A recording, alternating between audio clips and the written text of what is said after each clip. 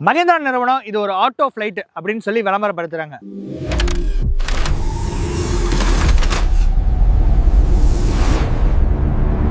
அப்படி என்ன ஃப்ளைட் மாதிரி இந்த வண்டியில கொடுத்துருக்காங்கன்றத வாங்க வீடியோக்குள்ள போய் பார்க்கலாம்.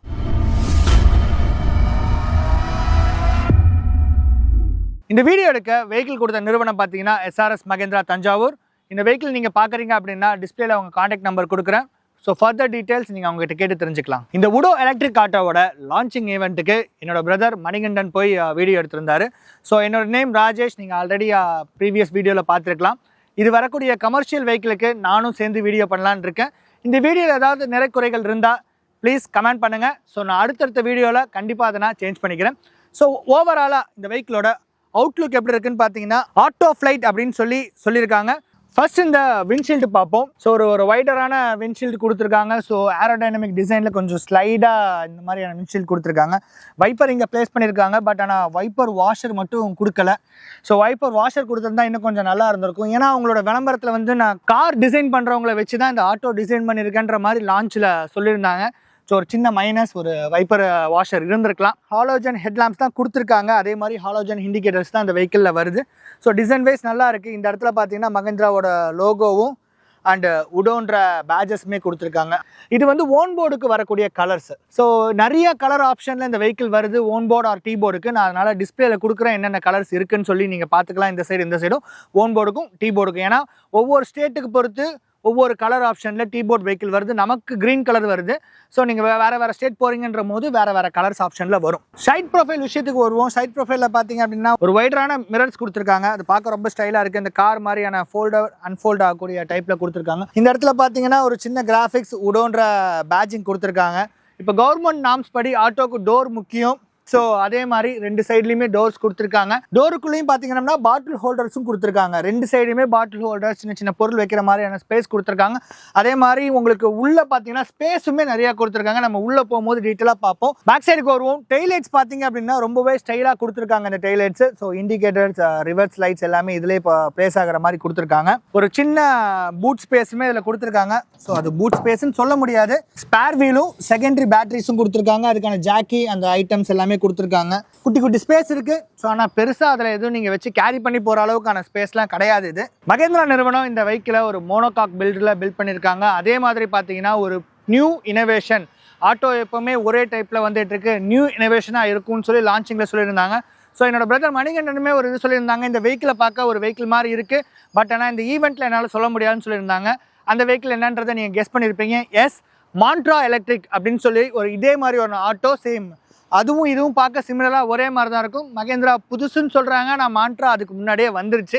ஸோ எதை வச்சு சொல்கிறாங்கன்றது தெரியல. இந்த ஆட்டோ பார்த்தீங்கன்னா ரெண்டு வேரியண்ட்டில் வரும். ஒன்று வந்து இப்போ நம்ம கிட்ட இருக்கக்கூடிய சாஃப்ட் டாப் நம்ம கிட்ட இருக்குது. இதே வந்து ஹாட் டாப் பார்த்தீங்கன்னா இந்த இடத்துல ஒரு ஃபைபர் பிளாஸ்டிக்கில் ஃபுல்லாக வரக்கூடிய ஹாட் டாப் மெட்டீரியலும் இருக்குது. இந்த டிசைன் வைஸ் பார்க்க யூனிக்காக அவங்க சொல்கிற மாதிரி புதுசாக இருக்கான்றதை நீங்கள் கீழே கமெண்ட் செக்ஷனில் சொல்லுங்கள். அடுத்து நம்ம டயர் அண்ட் சஸ்பென்ஷனுக்கு வருவோம். டயர் ப்ரொஃபைல் பார்த்தீங்கன்னா 120/80/12 இன்ச் வீல் சைஸ் கொடுத்துருக்காங்க. இது மூணுமே அதே சேம் டயர் சைஸ் தான் கொடுத்துருக்காங்க.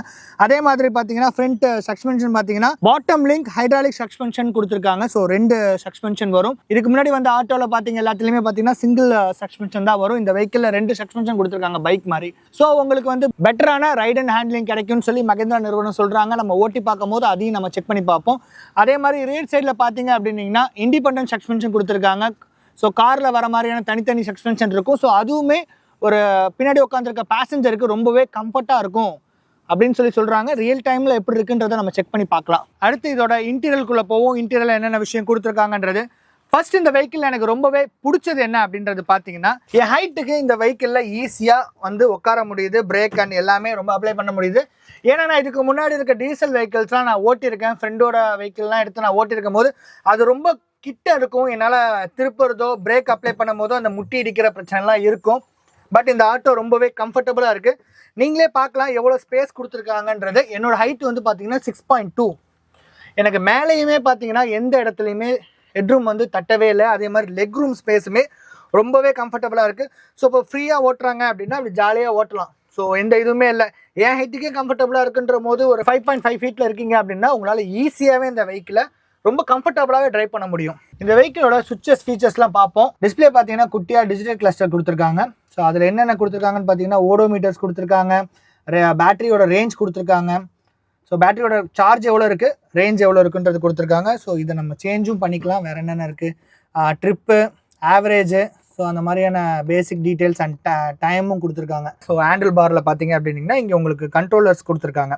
வெஹிக்கிளை ரிவர்ஸு அண்டு ட்ரைவு, நியூட்ரல்னு சொல்லி இந்த இடத்துல கண்ட்ரோலர்ஸ் கொடுத்துருக்காங்க. அதே மாதிரி மோடு கொடுத்துருக்காங்க, 3 மோடு கொடுத்துருக்காங்க.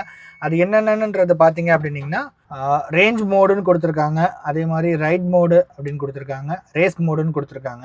ரேஸ் மோடில் அதிகபட்சம் இந்த வெஹிக்கிள் பார்த்தீங்க அப்படின்னா 55 km/h. நான் ஓட்டின வரைக்கும் 59 போணுச்சு.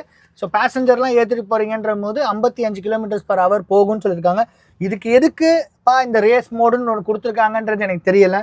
ஸோ அப்படியே இந்த பக்கத்து வந்தீங்கன்னா இண்டிகேட்டர்ஸ் கொடுத்துருக்காங்க, light on off, I mean high beam low பீமுக்கான சுவிட்சஸ் கொடுத்துருக்காங்க, ஆர்என் கொடுத்துருக்காங்க.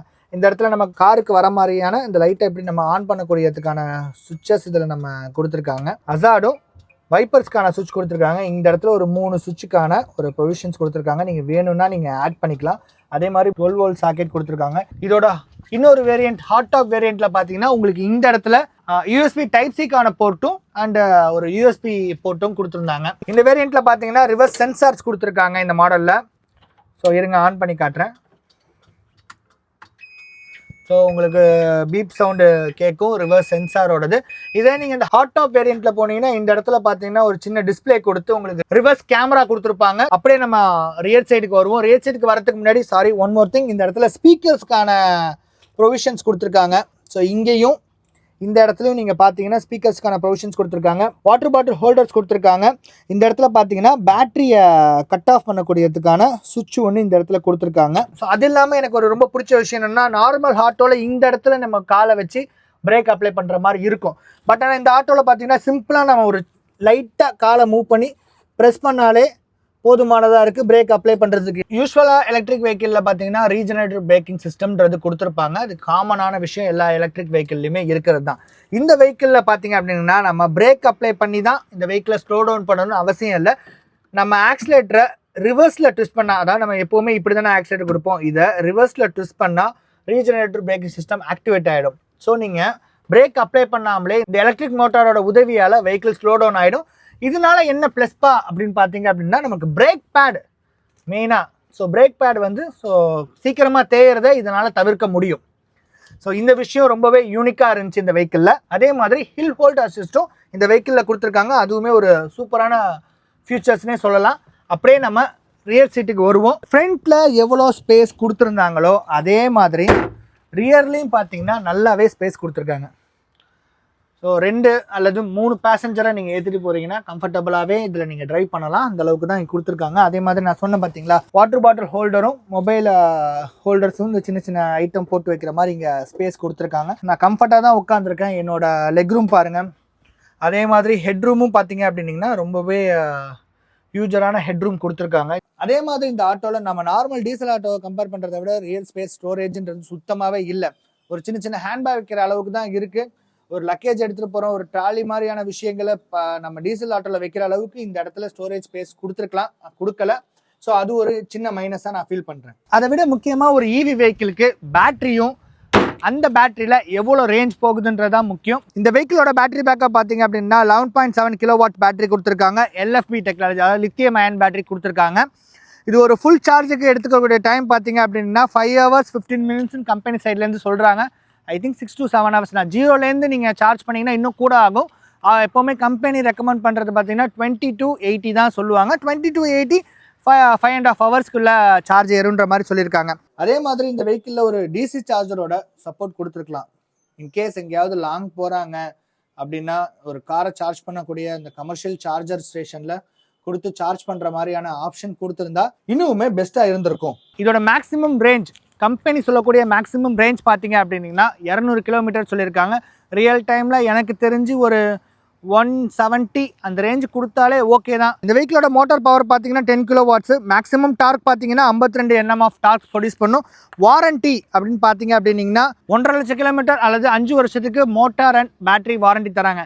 மஹேந்திராவோட கார்ஸ் எல்லாத்தையுமே பார்த்தீங்க அப்படின்னா லைஃப் டைம் பேட்டரி வாரண்டின்றது கொடுப்பாங்க. ஸோ அது மாதிரி இதுக்கும் கொடுத்துருக்கலாம். சரி வாங்க இந்த வெஹிக்கிளை நம்ம ஓட்டி பார்ப்போம். ஸோ எப்படி இருக்குது ஃபர்ஸ்ட் லுக் அண்ட் டிரைவிங் கம்ஃபர்ட்லாம் எப்படி இருக்குன்றத வாங்க நம்ம ஓட்டி பார்த்து தெரிஞ்சுக்கலாம். ஸோ எனக்கு கேமராமேன் பார்த்தீங்கன்னா இன்னைக்கு மணி தான் கேமராமேனாக இருக்காப்புல. இந்த வெஹிக்கிளில் இந்த ஹில் ஹோல் அசிஸ்ட்னு கொடுத்துருந்தாங்கல்ல, ஸோ அதை நம்ம டெஸ்ட் பண்ணி பார்ப்போம். இந்த இடத்துல ஒரு மேடு மாதிரி வருது. ஸோ இந்த இடத்துல நம்ம வண்டியை வெஹிக்கிளை ஆஃப் பண்ணி பார்ப்போம். ரைட், பிரேக் அப்ளை பண்ணிட்டேன். நான் பிரேக்லேருந்து வெஹிக்கிளை ரிலீஸ் பண்ணுறேன். எஸ், பார்த்தீங்களா, நான் காலை எடுத்துட்டேன், வண்டி நிற்கிது. ஒரு 1 2 3 செகண்ட்ஸ் கழிச்சு வெஹிக்கிள் தானாகவே மூவ் பண்ண ஆரம்பிச்சிருச்சு. பொதுவாக இது வந்து நிறைய காரில் இருக்கும். ஈவி ஆட்டோவில் எனக்கு கொஞ்சம் புதுசாக இருக்குது. காரில் நமக்கு தெரியாதுல்ல, நம்ம பாட்டுக்கு கேஷுவலாக உட்காந்துருப்போம். இது இந்த 3 வீலர் வேறையா, செட்டப் வேறையா. அதே மாதிரி அவங்க சொன்ன அந்த சஸ்பென்ஷன் எப்படி இருக்குன்றதை பார்ப்போம். ஃபஸ்ட்டு நம்ம இங்கே ரேஞ்ச் மோடில் இருக்கும். ஃபுல் ஆக்சிலேஷன் கொடுத்து பார்ப்போம் எவ்வளோ கிலோமீட்டர் ரேஞ்ச், எவ்வளோ கிலோமீட்டர் ஸ்பீடு போகுதுன்றது. 35 km/h வரைக்கும் போகுது, 36 வரைக்கும் போகுது. அந்த ரீஜெனரேட்டிங் பிரேக்கிங் சிஸ்டம் சொன்னேன்ல, இருங்க அதை ட்ரை பண்ணி பார்ப்போம். ஆக்சிலேட்டர் கொடுத்துட்டேன்னா அப்படியே ஸ்பீடாமீட்டரை பார்த்துக்கோங்க. நான் இந்த சைடு அப்படியே க்ளோஸ் பண்ணுறேன். வெஹிக்கிள் தானாக ஸ்லோ டவுன் ஆகுது பார்த்தீங்களா. ஸோ மற்ற நம்ம இவி கார்ஸில் பார்த்தீங்க அப்படின்னா பிரேக் அப்ளை பண்ணும் போதோ இல்லை ஆக்சிலேட்டர்லேருந்து எடுத்தாலே வந்து அந்த ரேஞ்ச் கொடுக்கும். இதுவும் அந்த மாதிரி கொடுக்குது. ஆனால் இந்த மோட் சொல்லுவாங்கள்ல 1 2 3 அது மாதிரி இதில் செட்டப் பண்ணியிருக்காங்க.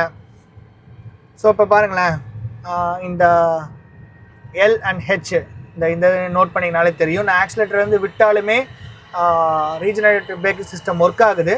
பட் அதை நான் ரிவர்ஸில் அப்ளை பண்ணேன்னா சடனாக வெஹிக்கிள் ஸ்லோ டவுன் ஆகிறத நீங்கள் ஃபீல் பண்ண முடியும். ரேஞ்ச் மோட்லேருந்து நம்ம அப்படியே மோடை ஸ்விட்ச் பண்ணி பார்ப்போம். இப்போ ரைட் மோடில் இருக்குது. இந்த ரைட் மோடு எப்படி இருக்குன்னா, இனிஷியல் அந்த பிக்கப், இந்த டார்க்கு சொல்லுவாங்கள்ல, இனிஷியல் அந்த டார்க் மட்டும் சேஞ்ச் ஆகுது.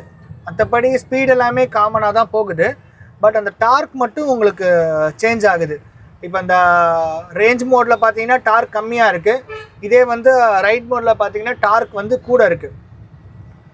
லைட்டோட விசிபிலிட்டி பார்ப்போம். ஓகே, நல்லா தான் இருக்குது. இன்னும் இருட்டலை, பட் ஆனாலும் லைட் விசிபிலிட்டி நல்லா தெரியுது. அங்கே பாருங்களேன், இதை எடுத்து மோஸ்ட்லி நம்ம ஹைவே ட்ரைவ் பண்ணக்கூடிய வெஹிக்கிள் கிடையாது, சிட்டி யூஸ்க்கு இருக்கக்கூடிய ஆட்டோ தான் இது. நெக்ஸ்ட் இதோட சஸ்பென்ஷனை பார்ப்போம். சஸ்பென்ஷன் எப்படி இருக்குன்றதை பார்ப்போம். இந்த சின்ன குழியாக இருக்க இடத்துல விட்டு பார்ப்போம் எப்படி இருக்குன்றது.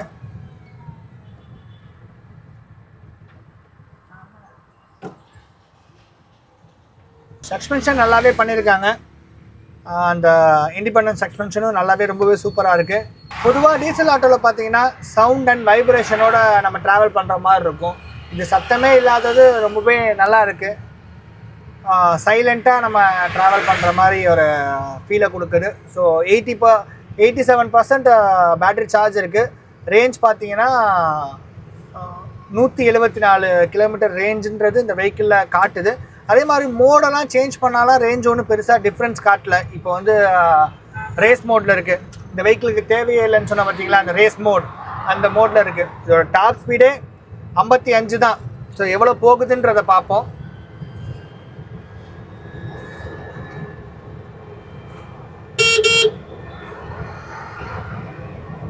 ஸோ நீங்கள் பார்க்கலாம், 55 to 57 km தான் டாப் ஸ்பீடுன்றது இந்த வெஹிக்கிளில் இருக்குது. நல்ல ஒரு ஏரோடைனமிக்காக டிசைன் பண்ணியிருக்காங்க. காற்றுக்கும் ஒன்றும் பெருசாக அலசலை. ஏன்னா ஆக்சுவலி எதிர்காற்று அடிக்குது. நீங்கள் இந்த மரம்லாம் பார்த்தாலே தெரியும் எதிர்காற்று அடிக்குதுன்றது. பட் அவ்வளோ ஒன்றும் உங்களுக்கு அலசுற மாதிரின்ற ஃபீலெல்லாம் இந்த வெஹிக்கிள் கொடுக்கல. ரொம்பவே கம்ஃபர்டபுளாக இருக்குது. ஃபைனலாக இந்த உடோ ஆட்டோவோட ப்ரைஸ் பார்த்தீங்க அப்படின்னா எக்ஷோரூம் காஸ்ட் 3,84,000 வருது.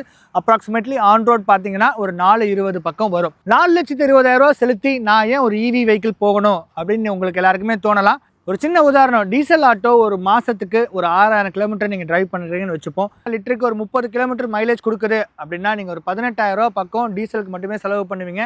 அதை ஒரு கிலோமீட்டருக்கு கால்குலேட் பண்ணிங்க அப்படின்னா 3 ரூபா அந்த ரேஞ்சுக்கு நீங்கள் டீசலுக்கு மட்டுமே செலவு பண்ணியிருப்பீங்க. இதே இவி வெஹிக்கிள் எடுத்துக்கிட்டிங்கன்னா ஒரு ஃபுல் சார்ஜுக்கு பார்த்தீங்கன்னா 60லேருந்து 110 ரூபா வரைக்கும் எலக்ட்ரிக்கலுக்கு செலவாகும். இது அப்படியே நம்ம 6000 கிலோமீட்டருக்கு கால்குலேட் பண்ணும்போது ஒரு 3000 ரூபாய் அந்த ரேஞ்சுக்கு நீங்கள் கரண்ட்டுக்கு மட்டும் செலவு பண்ணியிருப்பீங்க. பர் கிலோமீட்டர் பார்த்தீங்க அப்படின்னா வெறும் 55 பைசா தான் ஒரு கிலோமீட்டருக்கு நீங்கள் செலவு பண்ணுவீங்க. ஸோ அந்த விதத்தில் பார்த்தீங்கன்னா அந்த 15,000 வச்சு நீங்கள் ஈஸியாகவே இஎம்ஐ கட்டிடலாம். ஒரு நல்ல ட்ரஸ்டபிளான பிராண்டுக்கிட்டேருந்து ஒரு ஈவி ஆட்டோ வந்திருக்கு. நீங்கள் தாராளமாக இந்த வெஹிக்கிளை நீங்கள் பர்ச்சேஸ் பண்ணலாம். இந்த வீடியோ உங்களுக்கு பிடிச்சிருக்குன்னு சொல்லி நான் நம்புறேன். இந்த வீடியோவில் ஏதாவது சின்ன சின்ன மிஸ்டேக்ஸ் இருந்தால் மறக்காமல் கமெண்ட் பண்ணுங்கள். நான் நெக்ஸ்ட் வீடியோவில் கண்டிப்பாக அதை நான் சேஞ்ச் பண்ணி உங்களுக்கு வீடியோ போட ட்ரை பண்ணுறேன். அடுத்து என்ன கமர்ஷியல் வெஹிக்கிள் உங்களுக்கு வீடியோக்கு வேணுன்றதை கமெண்ட் செக்ஷனில் கமெண்ட் பண்ணுங்கள். நான் அதை கண்டிப்பாக உங்களுக்கு வீடியோ எடுத்து போகிறேன். இந்த வீடியோ உங்களுக்கு பிடிச்சிருக்குன்னு சொல்லி நான் நம்புறேன். இது போல ஆட்டோமொபைல் கண்டென்ட் போடுற நம்ம சேனலை மறக்காமல் சப்ஸ்கிரைப் பண்ணிக்கோங்க. அடுத்த வீடியோவில் சந்திக்கும் வரை தமிழ் வீல்ஸ் ராஜேஷ். நன்றி, வணக்கம்.